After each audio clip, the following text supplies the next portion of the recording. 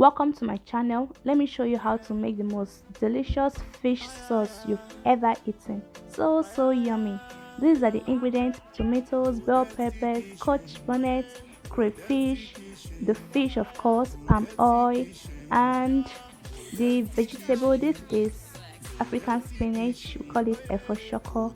So to start, I'm going to clean the fish like this. After that, I'm going to boil it with some onions, some scotch bonnet which I've chopped, and of course the fish seasoning. Here I have curry powder, ginger powder, garlic powder, onion powder, seasoning cube, and of course if you like salt you can add a little bit of salt, but I don't need that, so I'm just going to add little water and let it boil for like 8 to 10 minutes until it's fully cooked. Right here it's cooked. Now I'm transferring it to a plate. Then I'm just going to go ahead and shred the fish into tiny pieces, at the same time removing the bone. This particular fish has a lot of bones, but you can use microfish. I didn't see that in the market, that's why I even bought this one. You can use any fish of your choice. You can use catfish, you can use croaker, you can use red sniper. Any fish of your choice for this recipe goes well.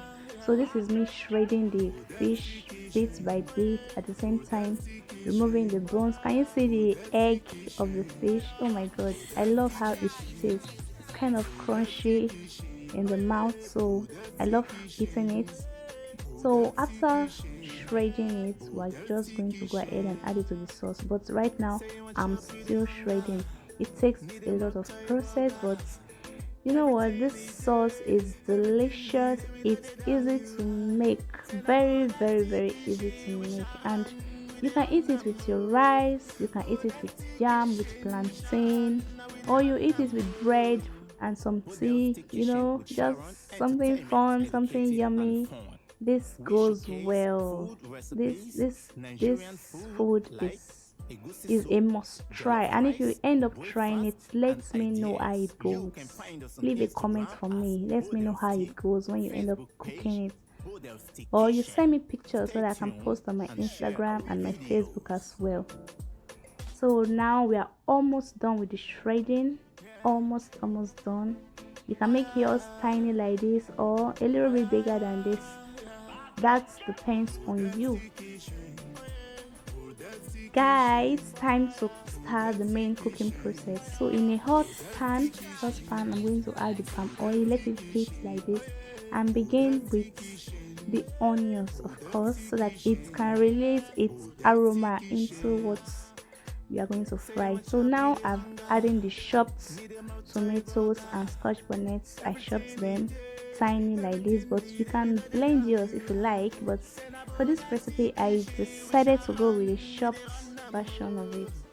So I'm just going to go ahead and stir everything and let it fry very well to an extent. Then I'm going to add my seasoning. So it's been frying for some time now. This is me adding one seasoning cube and crayfish. You can add salt if you like, but always taste it so that you don't end up adding too much seasoning. This is fish. Fish has its own taste, so you don't want to overshadow that original fish taste. So now is the time for me to add the fish and mix everything. Oh my goodness, it's about to get down. Oh, the aroma, oh my god, so delicious. Once you add the fish, stir it very well, let it fry for like 2-3 minutes before adding your vegetables. But me, I like adding bell peppers to this recipe, which is optional. If you don't have it, no wahala, no problem. So just go ahead and add your spinach or whatever leaf. You can use curry leaf or ugu leaf. This is me adding the scotch, rather the stock from the fish. This part is optional, but I love adding that into the sauce to give it that flavor. That was why I didn't add a lot of salt, remember? So now it's time for me to add the bell pepper. I won't allow this to overcook because I want that crunchy vegetable taste in the sauce when I'm eating it. After adding it, I'm just going straight ahead to add the spinach. This leaf is called efoshoko in Nigerian markets. It's called efoshoko, but if you don't have it or if you don't see it, you can use ugu leaf. If you're not in Nigeria, you can use kale or African spinach or any spinach that got. It works well.